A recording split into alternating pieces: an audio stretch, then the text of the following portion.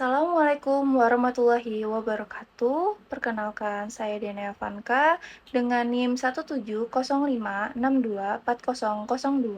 dari Program Studi S1 Manajemen Fakultas Ekonomi dan Bisnis Universitas Negeri Jakarta.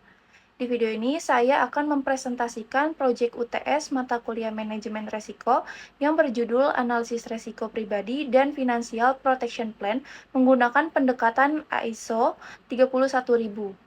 Proyek ini membahas bagaimana konsep manajemen risiko dapat diterapkan dalam kehidupan pribadi, khususnya untuk mahasiswa.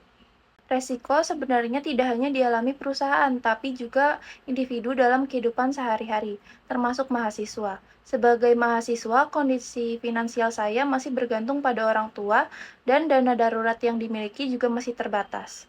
Karena itu, ketika terjadi resiko seperti sakit, kecelakaan, atau gangguan ekonomi keluarga, dampaknya bisa langsung terasa terhadap kondisi keuangan maupun aktivitas kuliah. Melalui proyek ini, saya menggunakan pendekatan ISO 31000 untuk membantu proses identifikasi, analisis, dan pengendalian risiko secara lebih sistematis. Tujuannya supaya saya bisa mengetahui risiko apa yang paling prioritas dan bagaimana bentuk proteksi finansial yang realistis sesuai kondisi mahasiswa. Proyek ini memiliki beberapa tujuan utama. Yang pertama, mengidentifikasi berbagai risiko pribadi yang berpotensi memengaruhi kondisi finansial saya. Yang kedua, menganalisis tingkat kemungkinan dan dampak risiko menggunakan risk matrix. Yang ketiga, menerapkan konsep ISO 31000 dalam manajemen risiko pribadi. Dan yang terakhir, menyusun financial protection plan yang realistis dan sesuai kemampuan finansial mahasiswa. Berikut merupakan profil resiko pribadi saya. Saya berusia 20 tahun, berstatus belum menikah, dan berdomisili di Bekasi. Aktivitas sehari-hari cukup banyak menggunakan kendaraan bermotor sehingga mobilitas saya cukup tinggi. Sumber penghasilan utama masih berasal dari orang tua dan dana darurat yang dimiliki juga masih sangat terbatas. Dari kondisi ini terlihat bahwa saya masih cukup rentan terhadap resiko finansial mendadak, terutama resiko kesehatan, kecelakaan, dan gangguan penghasilan keluarga. Berdasarkan kondisi pribadi dan aktivitas sehari-hari, saya mengidentifikasi 8 kategori resiko utama, yaitu resiko jiwa, kesehatan, kecelakaan, penghasilan, kendaraan, properti, tanggung gugat, dan resiko digital.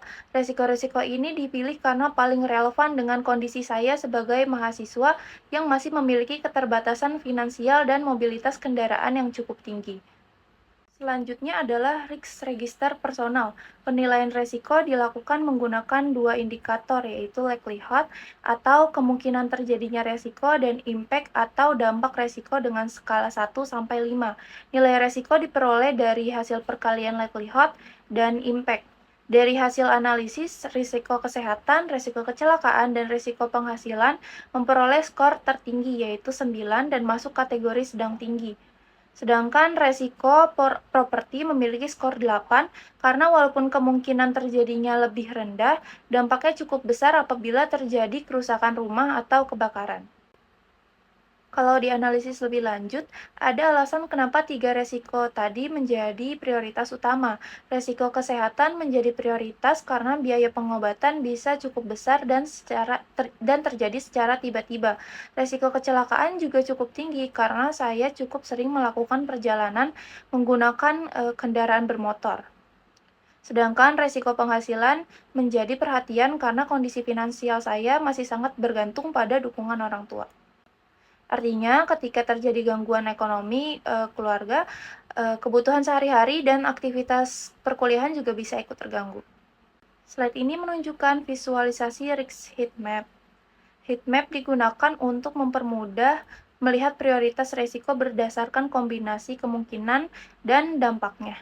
Warna hijau menunjukkan risiko rendah, kuning menunjukkan risiko sedang, orange menunjukkan risiko tinggi, dan merah menunjukkan risiko sangat tinggi. Dari heat map ini terlihat bahwa resiko kesehatan, kecelakaan, dan penghasilan berada pada area prioritas utama sehingga perlu mendapatkan perhatian dan mitigasi lebih dahulu. Berikut adalah 3 resiko prioritas utama. Yang pertama yaitu resiko kesehatan karena biaya pengobatan dapat meningkatkan pengeluaran mendadak dan mengganggu stabilitas finansial. Yang kedua adalah resiko kecelakaan. Mobilitas kendaraan bermotor yang cukup tinggi membuat resiko cedera atau kecacatan menjadi cukup relevan. Dan yang ketiga adalah resiko penghasilan, karena kondisi finansial saya masih bergantung pada keluarga, sehingga apabila terjadi gangguan pendapatan, dampaknya bisa langsung terasa terhadap kebutuhan sehari-hari. Saat ini, perlindungan yang sudah dimiliki adalah BPJS Kesehatan kelas 3 yang masih aktif. Selain itu, saya juga mulai memiliki kesadaran untuk membangun proteksi finansial secara bertahap. Namun, masih terdapat beberapa gap proteksi seperti belum memiliki asuransi jiwa, asuransi kecelakaan, perlindungan kendaraan, dan dana darurat yang masih sangat terbatas. Karena itu, diperlukan perencanaan proteksi yang lebih terstruktur. Berdasarkan hasil analisis resiko, saya menyusun Financial Protection Plan yang disesuaikan dengan kebutuhan dan kemampuan finansial mahasiswa. Untuk resiko kesehatan, perlindungan utama tetap menggunakan BPJS Kesehatan. Untuk resiko jiwa, dipilih Aksa Mandiri Mikro Jiwa Terlindungi karena preminya cukup terjangkau. Untuk resiko kecelakaan, digunakan asuransi kecelakaan diri Jasindo karena sesuai dengan kondisi mobilitas saya. Kemudian, untuk resiko kendaraan digunakan asuransi kendaraan bermotor dari BCA Insurance. Selain itu, strategi utama untuk resiko penghasilan adalah membangun dana darurat secara bertahap. Sedangkan digital dimitigasi melalui pengamanan akun dan penggunaan autentikasi ganda. Estimasi proteksi per bulan sekitar Rp195.000 atau sekitar 13% dari estimasi penghasilan bulanan.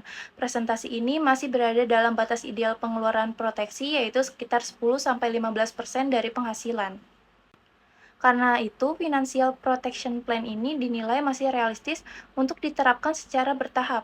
Strategi implementasinya dibagi menjadi 3 tahap. Tahap pertama fokus pada perlindungan dasar dan dana darurat. Tahap kedua fokus pada perlindungan kendaraan. Dan tahap ketiga fokus pada perlindungan properti ketika kondisi finansial sudah lebih stabil. Melalui proyek ini, saya menyadari bahwa resiko ternyata jauh lebih dekat dengan kehidupan sehari-hari dibandingkan sebelumnya yang saya pikirkan.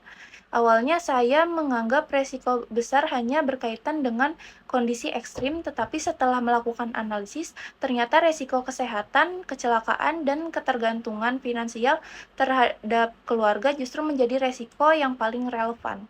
Proyek ini juga mengubah cara pandang saya terhadap asuransi. Saya jadi memahami bahwa asuransi bukan hanya kebutuhan orang yang sudah bekerja, tapi juga bagian dari perlindungan finansial sejak usia muda. Selain itu, saya juga belajar bahwa tujuan manajemen risiko bukan untuk menghilangkan seluruh risiko, tapi mengelola risiko agar dampaknya bisa dikendalikan. Sebagai kesimpulan, penerapan manajemen risiko pribadi menggunakan pendekatan ISO 31000 membantu proses identifikasi dan penentuan prioritas risiko secara lebih sistematis. Hasil analisis menunjukkan bahwa risiko kesehatan, kecelakaan, dan kehilangan penghasilan menjadi prioritas utama. Melalui Financial Protection Plan yang disusun, perlindungan finansial dapat dibangun secara bertahap dan realistis sesuai kemampuan finansial mahasiswa. Proyek ini juga memberikan pemahaman bahwa kesadaran terhadap manajemen risiko dan proteksi finansial penting diterapkan sejak usia muda. Sekian presentasi dari saya. Wassalamualaikum warahmatullahi wabarakatuh.